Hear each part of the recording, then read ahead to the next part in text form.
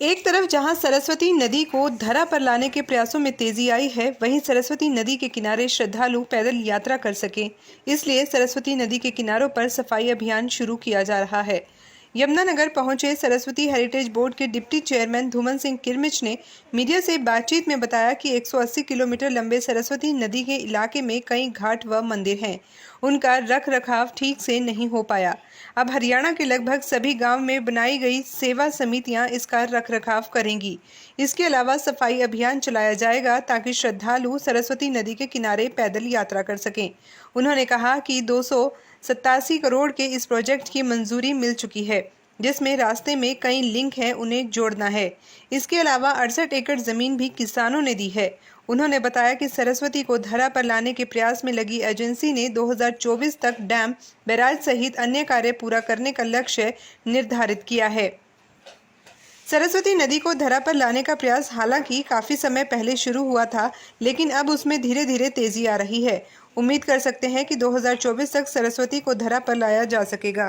कि अब की बार हमने जो सफाई का जो अभियान लिया है, वो कोशिश की है कि हम हर गांव में जो हमारी सेवा समितियां हमने जो बनाई हैं, क्योंकि ऐसा देखने में आता है कि बहुत सारे मंदिर हमारे सरस्वती के किनारे पर हैं, बहुत सारे घाट सरस्वती के किनारे पर हैं और बहुत सा रास्ता सरस्वती का है, लेकिन बीच बीच में कहीं टूट गया या डिसमेंटल हो गया। उसको ठीक करने के लिए अब की बार जो सफाई अभियान हमने लिया है, हम कोशिश करेंगे कि सारे के सारे रास्ते को ठीक कर लें और कम से कम एक साइड में सरस्वती के किनारे पर पैदल यात्रा या मोटरसाइकिल का या साइकिल का हम रास्ता बना लें, ताकि कोई व्यक्ति यात्रा करना चाहता है कोल्लड़ से लेकर आप ऊपर तक का जितना 180 किलोमीटर का हमारे एरिया, अब की बार हमारा टारगेट है कि हम 180 किलोमीटर में सरस्वती पर कोई भी पैदल यात्रा कर सकता है। उसकी योजना को लेकर काम चल रहे हैं और इसके लिए हमारी हर गांव में सेवा समिति बनी हुई है, हमने बना लिया। आज हम सारा वो चेकआउट भी कर रहे हैं।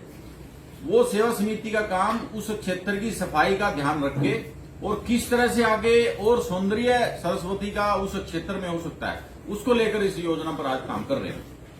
इसमें सर ये प्रोजेक्ट कितने का और कब तक प्रोजेक्ट पूरा हो जाएगा? प्रोजेक्ट तो हमारा 287 करोड़ की हमारी माननीय मुख्यमंत्री जी ने अप्रूवल दी हुई है। उस पर कितना अभी तक काम खर्च होगा, फिलहाल तो हमारा सफाई का टारगेट है, लिंक का टारगेट है। जहां जहां लिंक टूटा हुआ है उसको लिंक को हम जोड़ लेंगे। हमारी पीछे 68 एकड़ जमीन मिसिंग थी, बीच में किसानों ने हमें वो जमीन दी है, उनका भी हम आभार प्रकट हमने किया है।